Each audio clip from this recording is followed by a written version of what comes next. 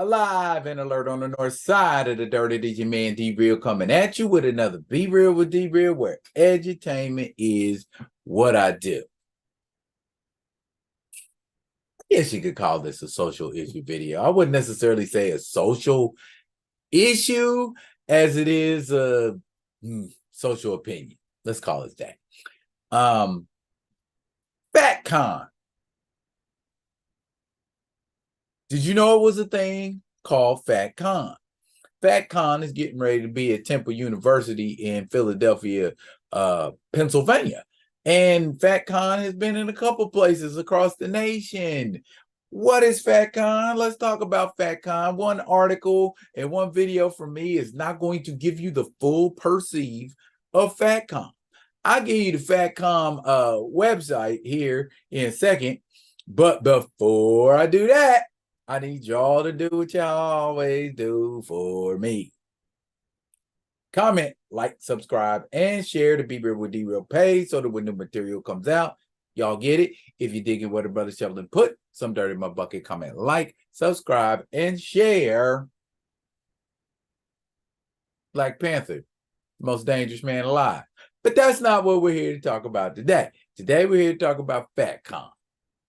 We're going to talk about FatCon. I'm going to tell you what FatCon is, and then I'm going to give you my op-ed at the end, and we'll be done. Okay, let's go.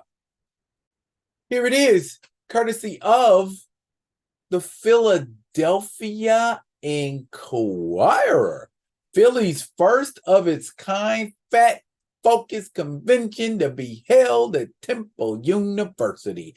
FatCon wants people to connect with other people that look like you, think like you, feel like you, and understand you, said one of the founders. So, skinny people, people who ain't morbidly obese, people who ain't grossly overweight, people who aren't fat, need not worry about what's going on at FatCon.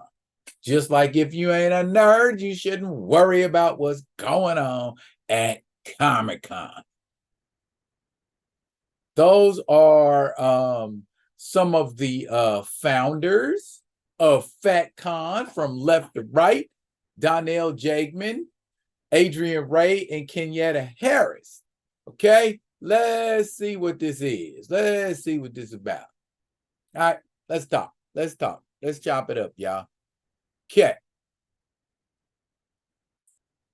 Donnell Jagman, Adrian Ray, and Kenyatta Harris want you to know there are a ton of fat people in Philly who are perfectly fine with who they are.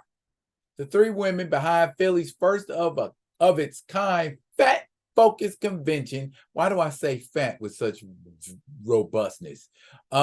Are bringing more than buzzwords like body positivity and body neutrality to Temple University in October. They want everyone to celebrate being unapologetically themselves.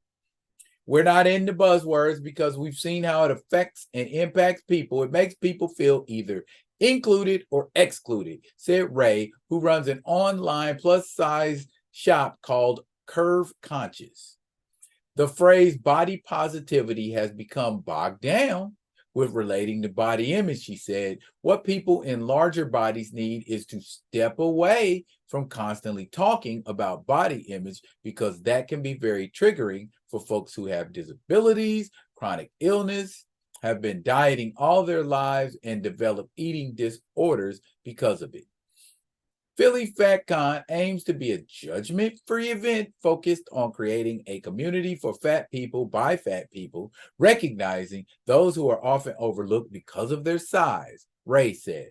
The idea is to help others navigate this fat-phobic world and society in a different way and provide clothing for people who need it, no matter what your body looks like. The three-part convention was a dream that came about after the second annual The Plus Swap, Philly's largest plus-size clothing swap, founded in 21 by Jagman. The pop-up, which meets at various locations in the city, previously included Ray's curve conscious and Harris's curvy and seductive, a plus-size lingerie brand. Yeagman, Ray, and Harris got to talking and decided they wanted to throw a bigger weekend-long event to bring people together and celebrate fat bodies. They began planning in November 2022, and officially announced FatCon on social media in March. People just want to be able to be themselves. That's the dire need for something like Philly FatCon, Ray said. Some people are not in love with their body every day, but this is the body that they exist in. Organizers invite fat Philadelphians to come for a good time and connect with other people that look like you, think like you, feel like you, and that understand you, Ray said.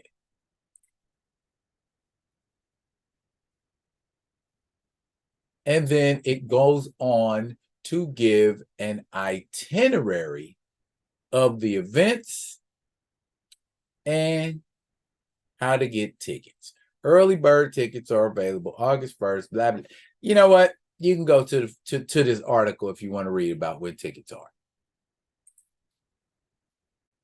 I want to hit on two things that got my attention, okay? First, it's by fat people for fat people. They're saying fat, okay? I don't know if I'm going to get censored for saying that word, so I'm going to use the word obese. Scientific term. If the video gets shut down, it gets shut down. But for obese people, by obese people, that should exclude any kind of criticism, any kind of opinionated statements. Okay? Wearing this shirt. The eyes are useless when the mind is blind. Okay? If they're saying they want to get together, do their thing, have a little get together, that's fine. And they can come out feeling better about themselves. That's a lot of what Juneteenth is. It's about you taking pride in you along with people who take pride in you the same way you take pride in you. They take that same kind of pride in themselves.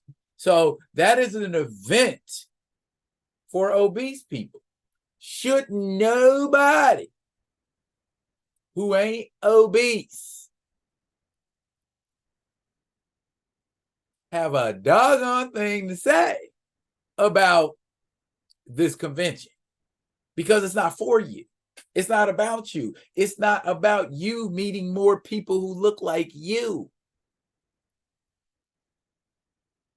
I mean, we all have our issues with obesity, whether we suffer from it and deal with it every day, or we have these thoughts and feelings about it, that we feel obesity ain't healthy, that an obese body isn't a healthy body, so on and so forth. Okay, we've had these conversations. I think I've talked about it in my live, and ultimately, I guess what wisdom tells me to do is live and let live. And if obese people want to be obese, then God bless them. You know what I'm saying? If they want to be, that's a choice. Who are we to shit on the choices of others? You know what I'm saying? When those choices affect their health, who's to say it's affecting their health? Because the way they look.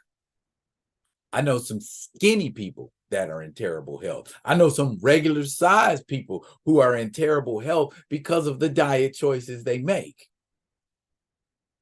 Having poor health can take a lot of different shapes. Poor diet is poor diet no matter what freaking size you are. So maybe that focus should be on, because I have a buddy that just harangues me to death about eating healthy because he think I ain't eating healthy. And I mean, for the most part, some days I'm not. But I feel like that's life, man. I ain't gonna be eating kale and purple cabbage and celery all damn day. I want to have some stuff that tastes good too. You know what I'm saying? So if it's balanced, it's balanced. If you got somebody who just can't do anything about their body, but their diet is balanced and they can run a mile, 2 miles, 3 miles, they can work out, they can lift weights, they can do all the stuff that somebody 50 pounds lighter than them can do. What the problem is? If they're truly unhealthy, that's one thing. If they ain't, man, leave obese people alone. And that's a lesson we can all benefit from. You know what I'm saying? Worry about your backyard, as they say. Speaking of my backyard, I probably should go out there and cut it. Well, let me go ahead and wrap this video up. Thank y'all for playing today. And fret not, I will be coming at you with another one of them other ones. And until I do, y'all be good. Be good to each other.